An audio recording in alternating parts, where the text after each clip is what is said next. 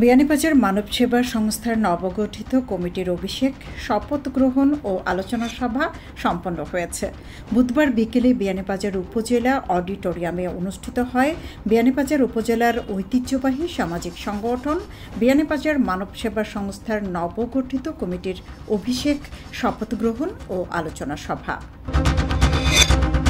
সিলেটসহ দেশের 18 জেলায় ঘণ্টায় সর্বোচ্চ 60 কিলোমিটার বেগে ঝড় হতে পারে বলে পূর্বাভাস দিয়েছে আবহাওয়া অধিদপ্তর। শুক্রবার রাত 9টা থেকে শনিবার পর্যন্ত দেশের নদী বন্দরের জন্য দেওয়া আবহাওয়ার পূর্বাভাসে এ তথ্য জানানো হয়েছে।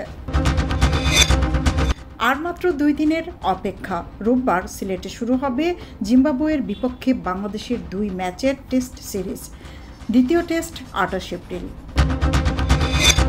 ভারত 8 এপ্রিল বাংলাদেশকে দেওয়া ট্রান্সশিপমেন্ট সুবিধা বাতিল করে। এরপর 2 দিনে 5টি ট্রাক ফিরিয়ে দেয় দেশটি। এতে পণ্য বিদেশে পাঠানো নিয়ে রপ্তানিকারকদের মধ্যে দুশ্চিন্তা দেখা দেয়।